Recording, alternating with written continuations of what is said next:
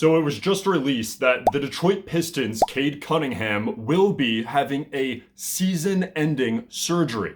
Now, this surgery is something that I want to talk about because it reflects a lot into other things that I've already been talking about recently on the channel. What's happened is Cade's left tibia has a stress overuse related injury, in this case a stress fracture. And after taking some time off trying to do load management, him and the team has opted to go instead with the surgical route, and he will be ending his season here, although they are very hopeful for him being ready to go at the beginning of training camps for next year.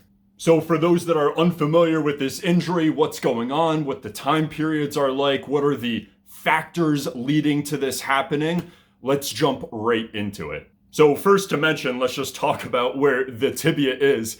It's below your knee. It is your lower leg. Your tibia and fibula are the two bones that make up your lower leg between your knee and your ankle. Cade's injury is on the left tibia, so we're talking about that shin bone on his left leg. Now, there are three main types of overuse injuries that we'll see, specifically with NBA players, but also a lot with runners, sprinters.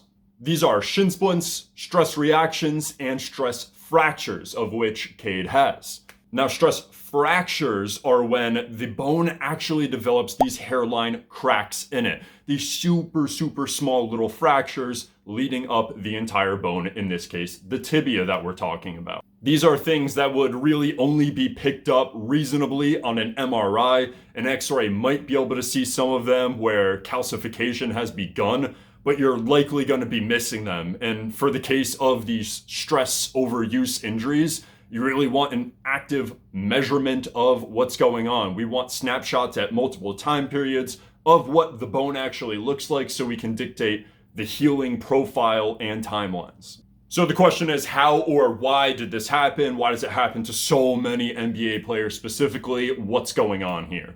Basically, overuse injuries happen when the imposed load exceeds the tissue capacity. So in this case, our specific tissue capacity is the actual tibia, it's the bone itself, and the imposed load is Cade's training and performances in the NBA. I'm going to use a cup analogy to try and have this make a little more sense for people that aren't familiar with the anatomy and phys of what's going on here.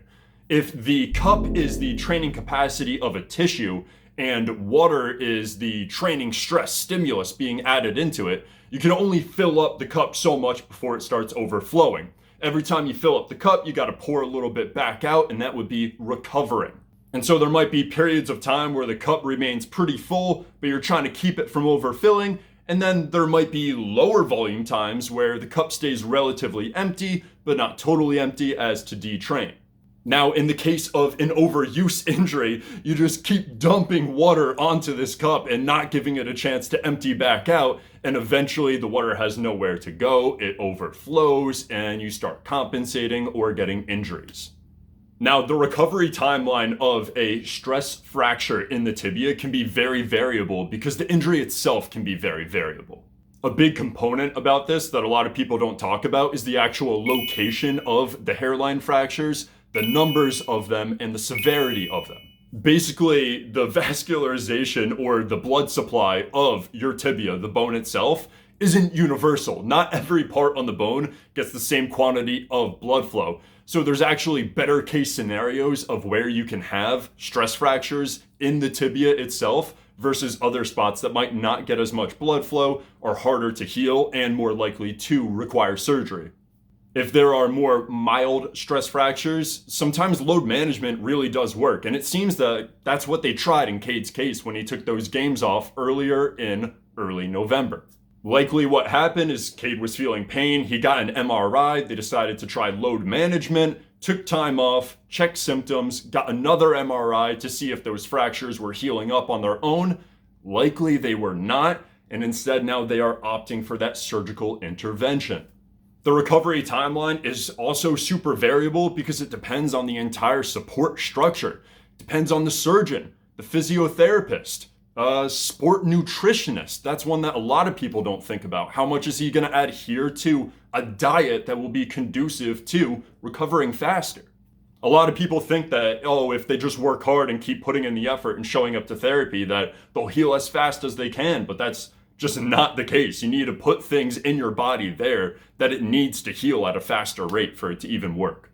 Things that Cade's going to have to worry about as he's healing post-operative is range of motion. That's like an absolutely huge one that a lot of people don't think about. So with these overuse, rest, immobilization, protocol type injuries, a lot of times people are going to be thrown into casts or boots. These are incredibly restrictive to the range of motion, and with the body being as efficient as it is, it's going to stop maintaining range of motions that you're not using. So retraining his ankle after being left in a stiff position to have full range of motion is going to be huge for Cade in preventing future injuries as a result of complications from this surgery. Not to mention that he's going to need to exceed his prior level of tissue capacity. So like we talked about earlier, Cade was repeatedly likely exceeding the capacity of his tissues. Before he returns to sport, he's going to want to improve that threshold. Simply meeting where he was at getting injured before won't be enough. He needs to actually have more capacity of those tissues in the future to hopefully avoid having this future injury happen again. So factors leading into an injury like this. We first had to talk about overuse syndromes, where people are just putting way too much volume onto tissues that can't handle it. But what other types of things can lead to this? Well, a big one with especially younger athletes like this is REDS, or relative energy deficiency in sport.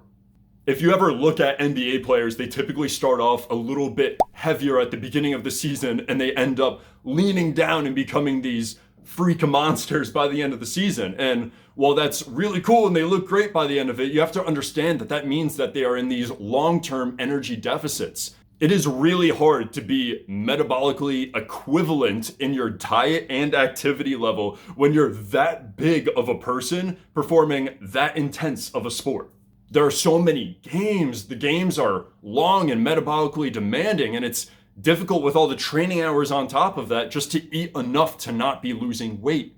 When you are losing weight, what is your body going to do? It's going to redirect energy towards the essential things, not towards keeping your body super dense bones so that you can jump up and do windmill dunks. That's not something that the body evolutionary wants to protect. So it's going to start cutting corners on things that it feels like it can get away with so that it can keep your essential body functions running.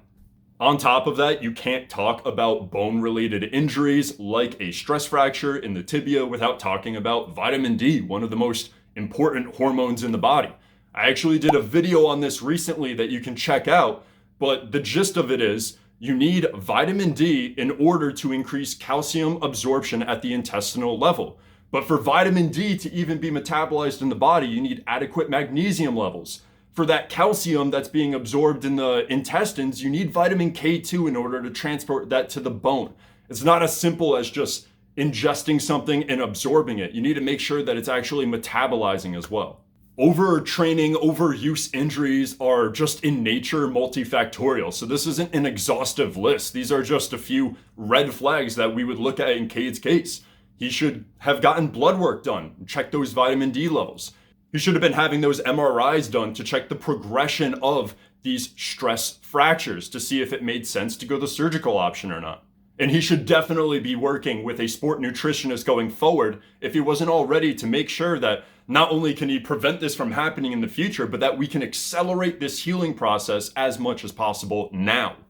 Now, recovery methods that he might be using, I don't know what the NBA protocol is for when you're out of sport. He might go full Conor McGregor and just run the gambit on whatever he can take to heal. I don't know. But what he definitely will be doing is an intensive physiotherapy protocol and a dietary protocol in order to expedite this healing process. So I hope that gives you an idea of what the injury is, what the timelines can look like for it, and what Cade is going to need to do to come back better than he left.